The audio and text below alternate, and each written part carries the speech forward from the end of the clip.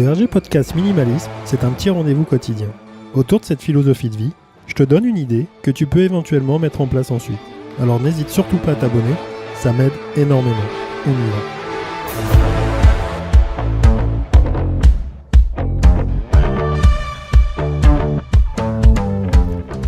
Autant on te parle de code génétique, de choses qui existent depuis des millénaires et que l'on a en nous, des instincts de peur, des instincts de survie, des instincts, des choses comme ça.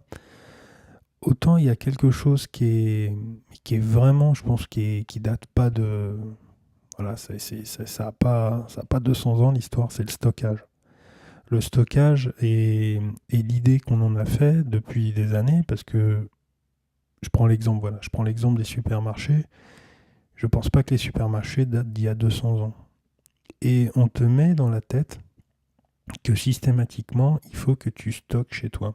Il faut que tu stockes un maximum, il faut que tu fasses des courses pour la semaine, pour le mois.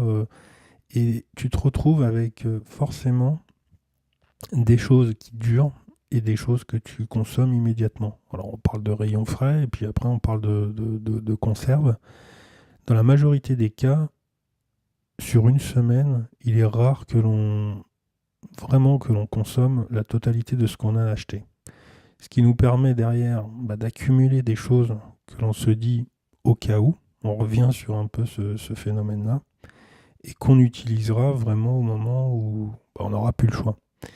Et si on avait déjà d'entrée plus le choix, c'est-à-dire que si déjà on prévoyait d'arrêter d'avoir des zones comme ça de tiroirs de stockage et de se dire que c'est un élément indispensable, donc là je parle de l'alimentation, c'est quelque chose que l'on a besoin d'avoir constamment, c'est vital, même si on peut s'en passer pendant quelques jours, on est quand même obligé d'avoir un certain besoin alimentaire.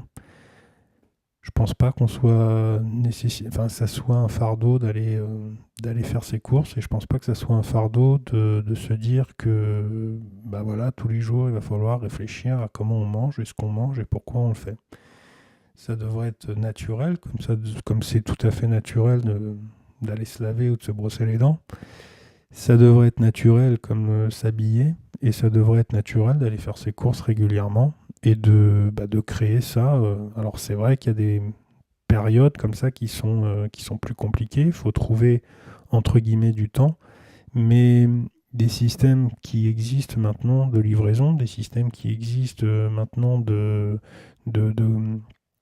préparation, de commande, peut être des solutions sur du long terme. C'est une question d'organisation, c'est assez compliqué, mais c'est l'idée de s'enlever ce côté de stocker pour se dire que on sait jamais.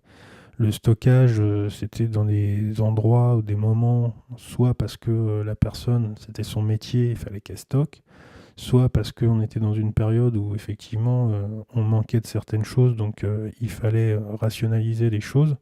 Mais à l'heure d'aujourd'hui, on a tellement de commerces qui s'ouvrent et qui sont ouverts constamment que, à la rigueur, c'est plus la créativité qu'il faut développer et essayer de s'imaginer que ça fait partie de notre quotidien plutôt que d'essayer d'avoir des armoires et des celliers comme autrefois.